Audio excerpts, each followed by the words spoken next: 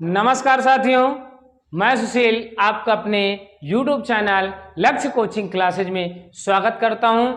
तो हम लोग कल पढ़े थे संधि, विसर्ग संधि कल पढ़े थे। आज हम लोग पढ़ने वाले हैं समास। कल बताया था ना कि आज हम लोग अगले वीडियो में हम लोग समास के साथ मिलेंगे ना, तो आज हम लोग समास पढ़ने वाले हैं। तो आप लोग कैसे हैं?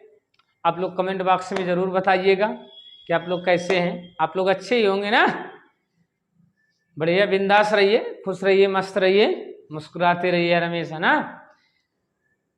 कह दे क्या, देखिए कबीरदास क्या कहे, बड़ा हुआ तो क्या हुआ जैसे पेड़ खजूर, पंथी को छाया नहीं फल लगे अति दूर। कबीरा फल लगे अति दूर ना। बड़ा हुआ तो क्या हुआ जैसे पेड़ खजूर, पंथी को छाया नहीं फल लगे अति दूर। मतलब इतना बड़ा भी होना से क्या मतलब है कि जो मान लो किसी के काम में ना आ जाए, ना आ सके और जो किसी की मदद ना कर सके। तो चलिए हम लोग ज्यादा समय ना वेस्ट करते हुए हम लोग सीधे क्लास पर आते हैं आज की।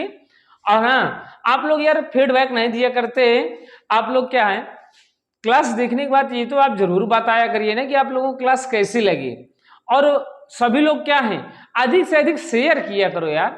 क्या है, आपको शेयर करने में क्या जाता है, अधिक से अधिक शेयर किया करो। ये पहली बार जुड़े हो, आपको क्लास पसंद आया करे तो आप लोग लाइक किया करिए और चैनल को सब्सक्राइब करके बेल आइकन का बटन दबा दिया करिए ना, जिससे आपको सबसे पहले हमारी क्लास आपको मिल सके ना।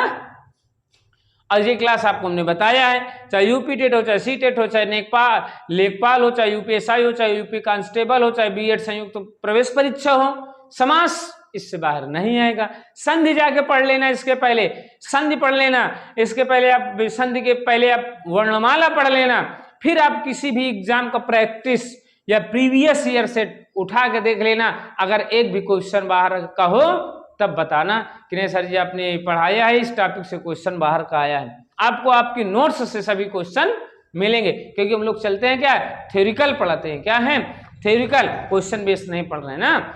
और कुछ दिन में क्या है, जैसे कुछ टॉपिक क्लियर हो रहे हैं तो आपको प्रीवियस ईयर सेट भी करवाए जाएंगे, चाहे यूपी टेट हो, चाहे सी टेट हो, चाहे बीएड एंट्रेंस हो। ठीक, तो चलिए आज हम लोग क्या है, समास पढ़ते हैं। क्या है समास, क्या होता है इसका देखिए सूत्र होता है एक पदी भावः समासः, एक पदी भावः समासः। और इसका समास का अगर अर्थ पूछ लेगा, क्या है अर्थ, समास का जो अर्थ होता है क्या होता है संक्षेप। क्या होता है संक्षेप। अर्थ क्या होता है संक्षेप। क्या होता है संक्षेप, अर्थात संक्षेप। देखिए अर्थात कहने का क्या मतलब है, अर्थात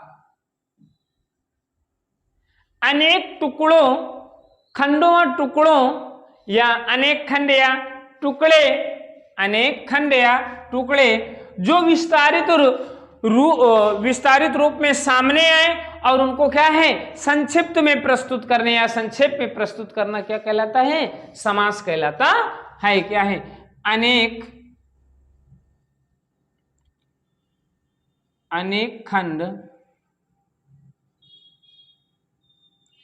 खंड या टुकड़े जो विस्तारित रूप में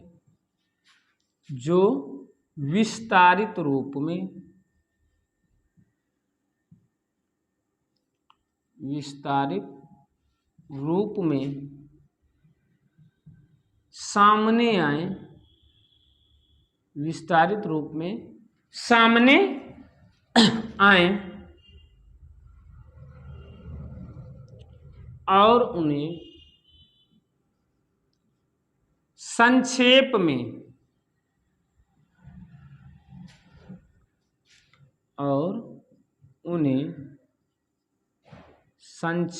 में प्रस्तुत करना ही समास होता है। संक्षेप में प्रस्तुत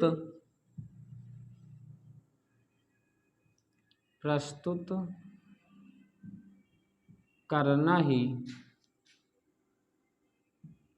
करना ही समास होता है। क्या होता है? समास होता है।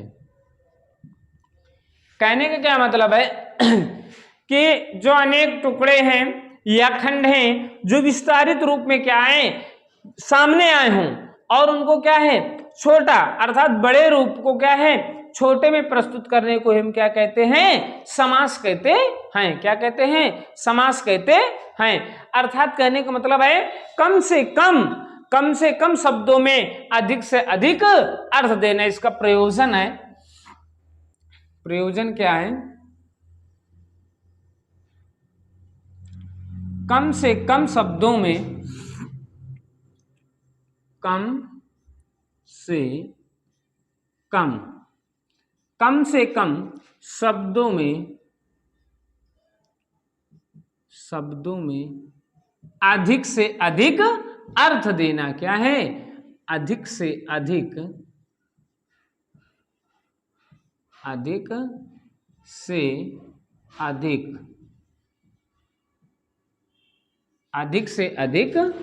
अर्थ देना।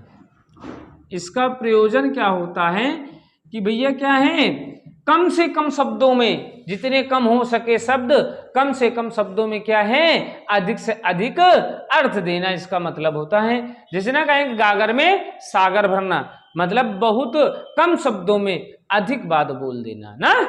तो कहने का मतलब क्या है कम से कम शब्दों में अधिक से अधिक अर्थ देना ही क्या कहलाता है? समास। और देखो समास दो शब्दों के होने वाले चमत्कार को कहते समास किसे कहते हैं?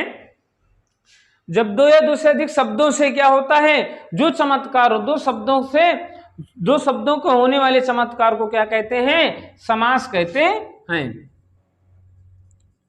दो शब्दों से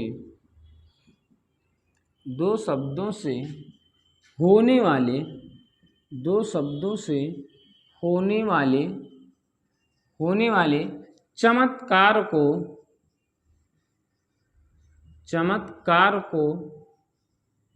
समास कहते हैं। क्या कहते हैं?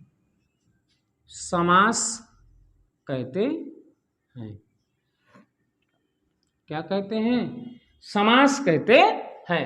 दो शब्दों से होने वाले चमत्कार को हम क्या कहते हैं? समास कहते हैं। दो शब्दों से क्या होता है जो चमत्कार उत्पन्न होता है उसको हम क्या कहते हैं? समास कहते हैं। और समासिक पद को ही समस्त पद कहते हैं। क्या कहते हैं? समासिक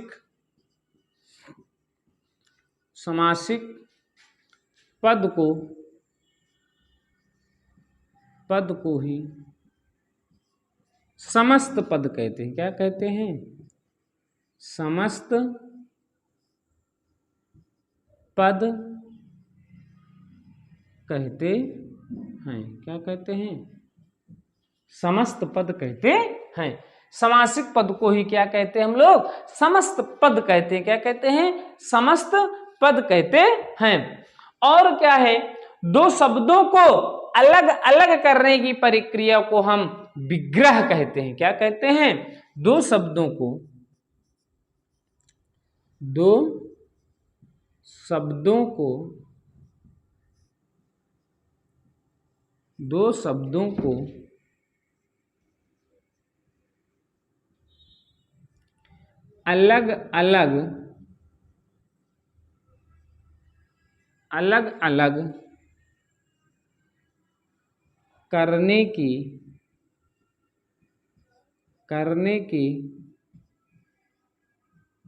अलग अलग करने की प्रक्रिया को विग्रह कहते हैं। क्या कहते हैं? विग्रह कहते हैं, है ना। क्या कहते हैं? विग्रह कहते हैं। वर्णों को नहीं शब्दों को। वर्णों को अलग अलग क्या किया जाता है? संधि में किया जाता है, ना कि समास में नहीं किया जाता है। समास में शब्दों के द्वारा चमत्कार उत्पन्न होता है और संधि में क्या होता है? वर्णों के माध्यम से चमत्कार उत्पन्न होता है। ठीक, तो अब देखिए क्या है संधि और समास में थोड़ा से अंतर देख लेते हैं। क्या है संधि और समास में अंतर? संधि और समास में अंतर देखते हैं क्या होता है।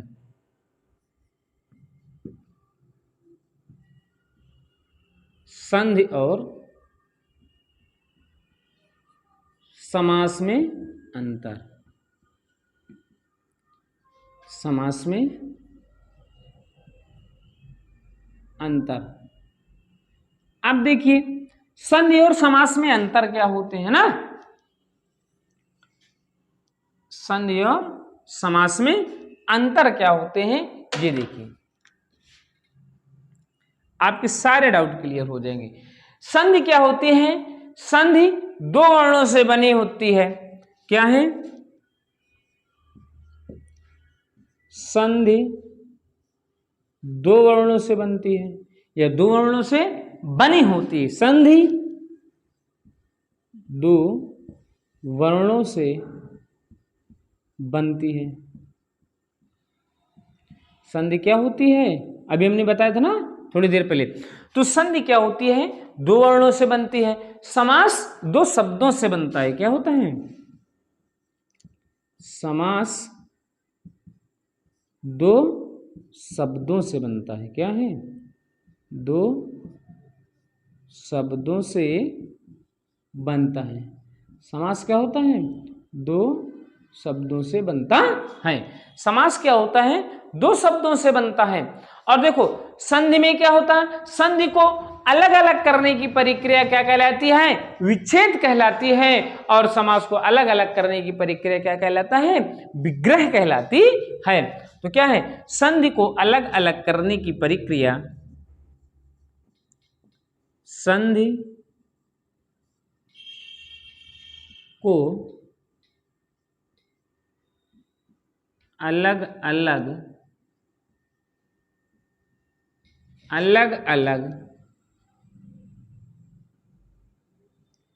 करने की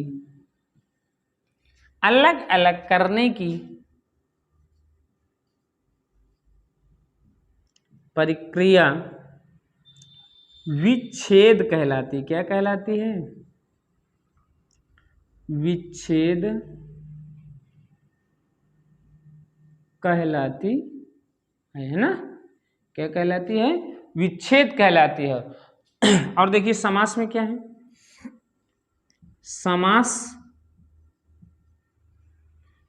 समास को अलग अलग करने की प्रक्रिया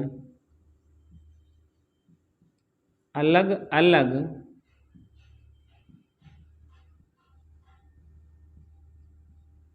करने की प्रक्रिया विग्रह कहलाती। क्या कहलाती है? विग्रह कहलाती है ना। क्या कहलाती है? विग्रह कहलाती है। समास को अलग अलग करने की प्रक्रिया क्या कहलाती है? विग्रह कहलाती है। और देखो संधि क्या होती है? संधि सिर्फ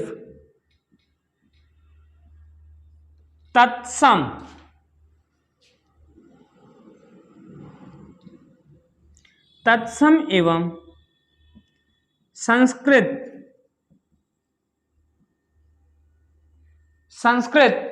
शब्दों की होती है। क्या है? संस्कृत शब्दों की होती है। संधि क्या होती है? संधि सिर्फ संस्कृत एवं तत्सम शब्दों की होती है। अब देखिए समास क्या होता है? किन किन? समास उर्दू, फारसी। क्या है? उर्दू, फारसी, अंग्रेजी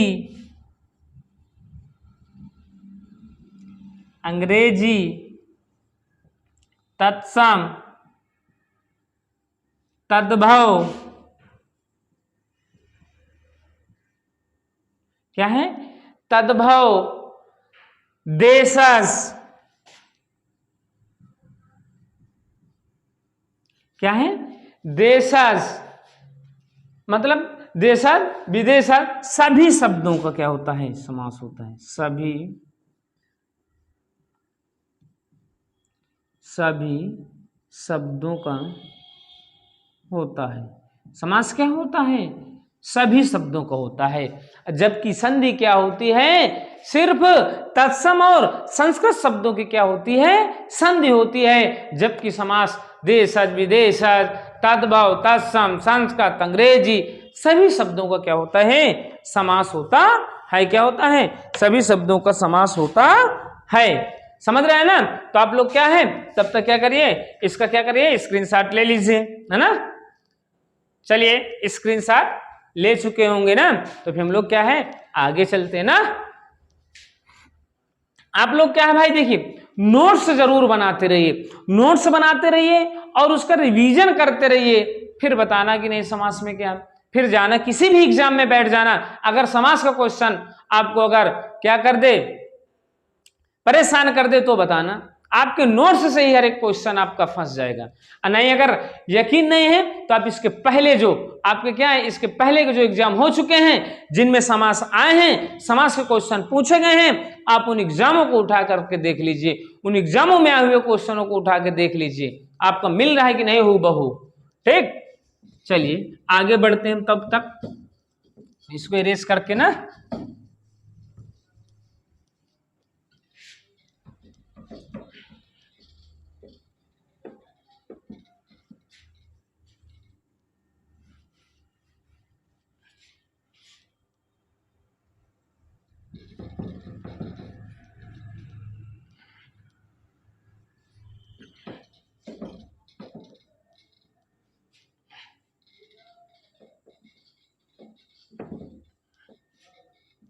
देखिए क्या है कि समास के भेद बताइए ना, कि समास के कितने भेद होते हैं ना। देखिए समास के भेद,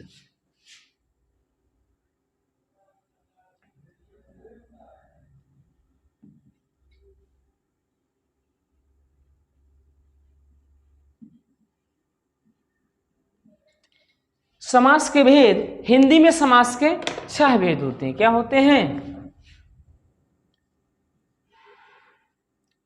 हिंदी में समास के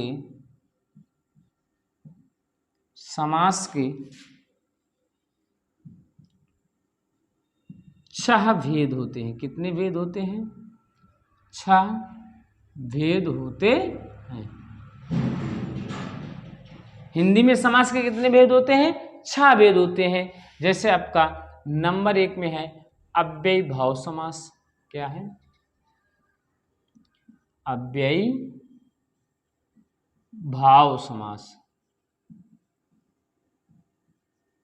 अव्ययी भाव समास। फिर आपका क्या होता है? तत्पुरुष समास। नंबर 2 में आपका होता है तत्पुरुष समास। तत्पुरुष समास। फिर आपका नंबर 3 में आपका होता है कर्मधारय समास। क्या होता है? नंबर 3 में आपका होता है कर्मधारय समास। क्या है? कर्मधारय। नंबर 3 में आपका होता है कर्मधारय समास। नंबर 4 में आपका होता है द्वंद्व समास या द्विगु समास, है ना, द्विगु समास। द्विगु समास। फिर नंबर 5 में आपका होता है द्वंद्व समास। क्या होता है? द्वंद्व समास। फिर आपका नंबर 6 में होता है बहुव्रीहि समास। क्या है? बहुव्रीहि समास। क्या है? बहुव्रीहि समास। अब देखिए क्या होता है बहुव्रीहि समास। फिर आपका क्या होता है, अगर पूछ ले प्रयोग की दृष्टि से समास के भेद बताइए, तो प्रयोग की दृष्टि से समास के 3 भेद होते हैं। देखिए प्रयोग की दृष्टि से समास के 3 भेद होते हैं। क्या होते हैं? प्रयोग की दृष्टि से, प्रयोग की दृष्टि से समास के तीन भेद होते हैं। कितने भेद होते हैं? तीन भेद होते हैं। समझ रहे हैं ना? प्रयोग की दृष्टि से क्या होते हैं? समास के तीन भेद होते हैं। अब देखिए कौन कौन सा समास होता है। पहला होता है संयोग मूलक समास। क्या होता है? संयोग मूलक समास। संयोग मूलक समास। फिर आपका नंबर 2 में आपका होता है आश्रय मूलक समास। क्या होता है? आश्रय मूलक समास। आश्रय मूलक समास। फिर आपका नंबर 3 में आपका होता है वर्णन मूलक समास। क्या होता है? वर्णन मूलक समास। क्या है? वर्णन मूलक समास, है ना? क्या होता है? संयोग मूलक समास, आश्रय मूलक समास और नंबर 3 में आपको होता है वर्णन मूलक समास। अगर पूछ ले पदों की प्रधानता के आधार पर समास के भेद बताइए, तो पदों की प्रधानता के आधार पर समास के 4 भेद होते हैं। क्या होते हैं? पदों की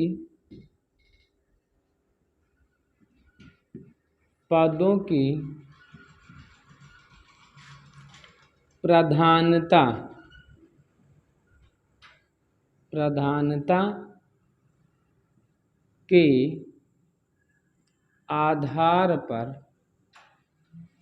आधार पर समास के 4 भेद होते हैं। समास के कितने भेद होते हैं? 4 भेद होते हैं। पदों की प्रधानता के आधार पर समास के कितने भेद होते हैं?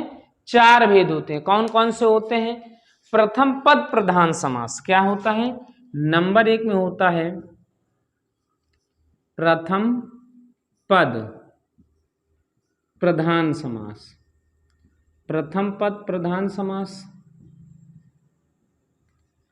फिर आपका होता है नंबर 2 में आपका होता है द्वितीय पद प्रधान समास। क्या होता है? द्वितीय पद प्रधान समास। क्या? द्वितीय पद प्रधान समास। फिर आपका होता है नंबर 3 में, नंबर 3 में आपको होता है दोनों पद प्रधान समास। क्या होता है? दोनों पद प्रधान समास। दोनों पद प्रधान समास। फिर आपका नंबर 4 में होता है, क्या होता है? जल्दी से आप लोग कमेंट बॉक्स में बताइए कौन सा बचा चौथा, बताइए जल्दी से। तो आपका होता है कौन सा है? दोनों अप्रधान पद समास। क्या होता है? दोनों अप्रधान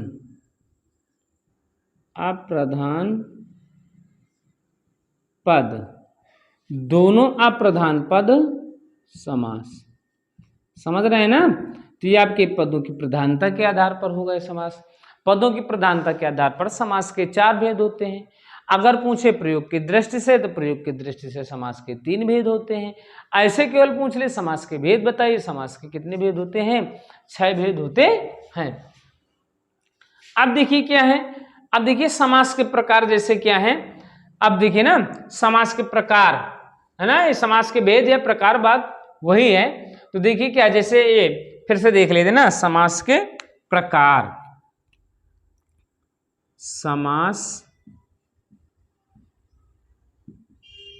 समास के प्रकार। अब देखिए नंबर 1 में आपका होता क्या है, अव्ययी भाव समास। क्या होता है, अव्ययी भाव समास, अव्ययी भाव समास।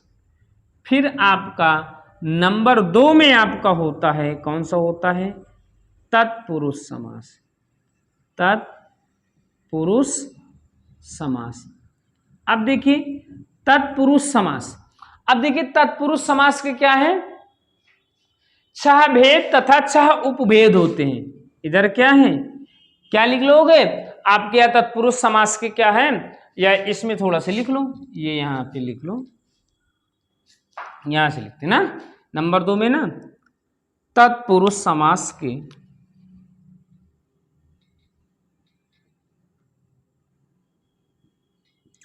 तत्पुरुष समास के 6 भेद तथा 6 उपभेद होते हैं। कितने उपभेद होते हैं। देखिए क्या है, तत्पुरुष समास के 6 भेद तथा 6 उपभेद होते हैं। अब जैसे देखो 6 भेद कौन कौन से होते हैं, पहले नंबर 1 में आपका है, नंबर 1 में आपका आ जाता क्या है, कर्म तत्पुरुष समास। ये भेद की बात हो रही है, क्या है, ये भेद है, उपभेद नहीं। तो आपका क्या है, कर्म तत्पुरुष समास, कर्म तत्पुरुष समास। फिर आपका नंबर 2 में आपका आ जाता है करण तत्पुरुष समास। क्या है, करण तत्पुरुष समास, करण तत्पुरुष समास। फिर आपका नंबर 3 में आपका हो जाता है संप्रदान तत्पुरुष समास। क्या होता है, संप्रदान तत्पुरुष समास, संप्रदान तत्पुरुष समास। फिर आपका क्या है, नंबर 4 में आपका आ जाता है अपादान तत्पुरुष समास। नंबर 4 में आपका होता है अपादान तत्पुरुष समास, अपादान तत्पुरुष समास। फिर आपका नंबर 5 में आ जाता है संबोधन तत्पुरुष समास। नंबर 5 में आपका आ जाता है संबोधन तत्पुरुष समास। क्या होता है, संबोधन तत्पुरुष समास। फिर आपका क्या होता है, नंबर 6 में आपका होता है अधिकरण तत्पुरुष समास। नंबर 6 इधर लिख लो ना, नंबर 6 में आपका होता है अधिकरण तत्पुरुष समास, अधिकरण तत्पुरुष समास। ठीक, ये तो आपके रहे 6 भेद, कर्म तत्पुरुष समास, करण तत्पुरुष समास, संप्रदान तत्पुरुष समास, अपादान तत्पुरुष समास, संबोधन तत्पुरुष समास, और आपका है अधिकरण तत्पुरुष समास। ये क्या रहे आपके ना, तो ये आपके रहे आपके भेद। अब देखिए क्या है, उपभेद देखते हैं ना, इसको क्या कर लीजिए आप लोग, नोट कर लीजिए। क्या कर लीजिए, नोट कर लीजिए। ठीक, तो अब चलिए देखते हैं आगे।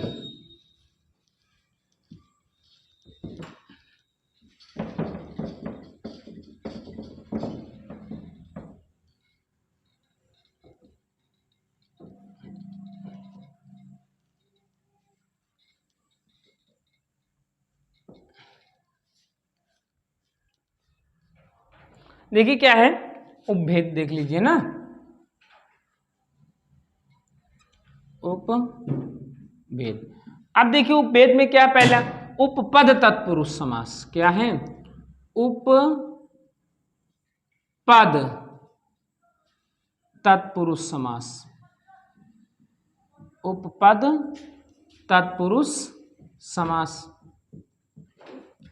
फिर आपका नंबर 2 में आपका होता है नम तत्पुरुष नए तत्पुरुष समास। क्या होता है?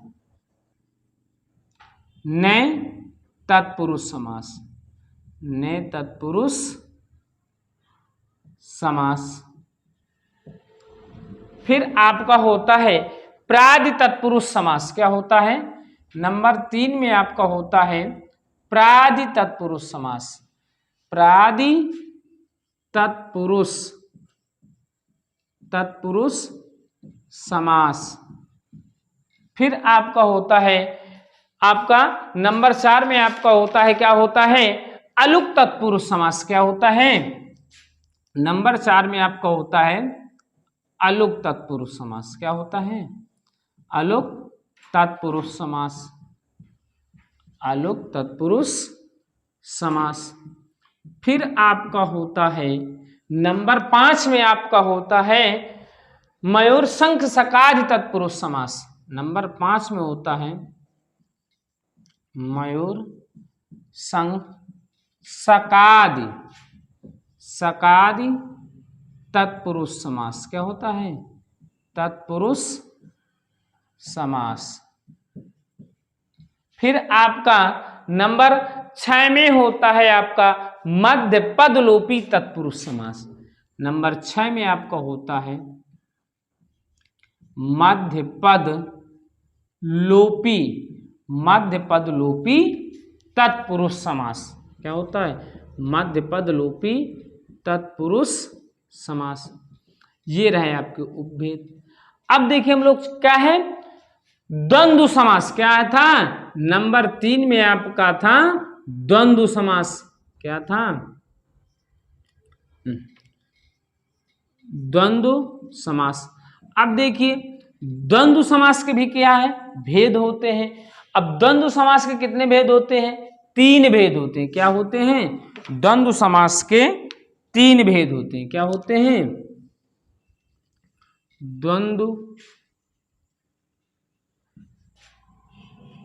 द्वंद्व समास के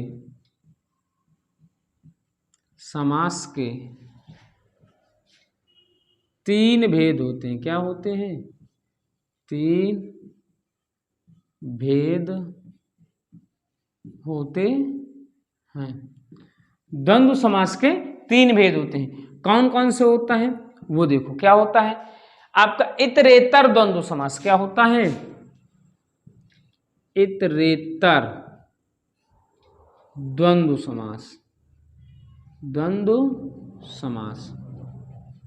फिर आपका होता है नंबर 2 में आपका क्या होता है? समाहार द्वंद्व समास, समाहार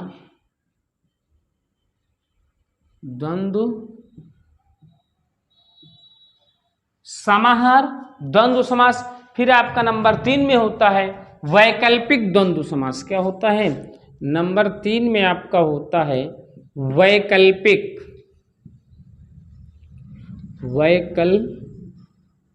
क्या होता है? वैकल्पिक द्वंद्व समास।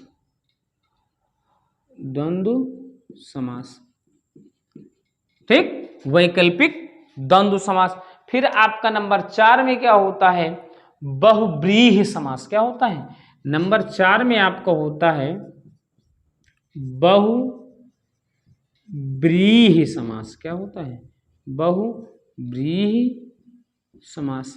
अब देखिए बहुव्रीहि समास के कितने भेद होते हैं? बहुव्रीहि समास के 4 भेद होते हैं। कितने भेद होते हैं? 4 भेद होते हैं। बहुव्रीहि समास के 4 भेद होते हैं। कितने भेद होते हैं? 4 भेद होते हैं। अब देखिए 4 भेद कौन कौन से होते हैं ये जान लो। क्या है? समानाधिकरण बहुव्रीहि समास। क्या है? नंबर 1 में आपका होता है समानाधिकरण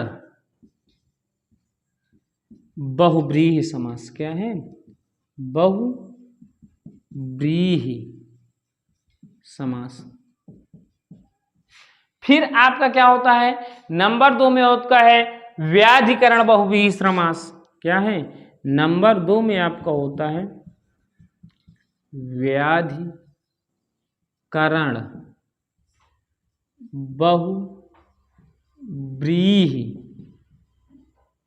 बहुव्रीहि समास। फिर आपका नंबर 3 में होता है तुल्य योग बहुव्रीहि समास। क्या होता है? नंबर 3 में आपका होता है तुल्य योग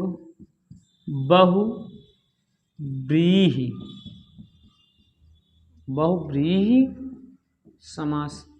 फिर आपका नंबर 4 में आपका होता है व्यतिहार तत्व बहुव्रीहि समास। क्या है? व्यतिहार बहुव्रीहि समास। क्या है? बहुव्रीहि समास। समझ रहे हैं ना?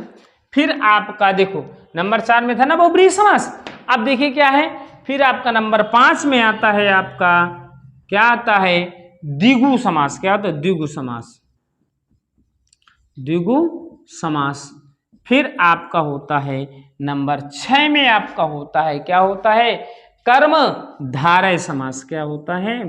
कर्म धारय समास। क्या होता है? कर्म धारय समास। क्या है? आज की क्लास यहीं तक। यदि आप लोगों को क्या है समास बेहतरीन तरीके से समझ में आ रहे हैं ना, तो आप लोग क्या करिए? लाइक करिए, शेयर करिए। यदि पहली बार जुड़े हुए हैं तो आप चैनल को सब्सक्राइब करके बेल आइकन का बटन दबा दें, जिससे सबसे पहले आपको क्या है क्लास मिल सके। लेकिन यार तुम लोग क्या है, आप लोगों को क्लास कैसी लगी ये आपको आप अपना फीडबैक जरूर दिया करें, जिससे कुछ मोटिवेशन मिलता है ना, कि ये तो पता चले कि नहीं मेहनत कर रहे हैं आप लोगों के हिसाब से अच्छी दिशा में मेहनत जा रही कि नहीं जा रहे ना। तो फिर मिलते हैं हम लोग अगली क्लास में अब वैभव समास के साथ में। तब तक के लिए खुश रहिए, मस्त रहिए, मुस्कुराते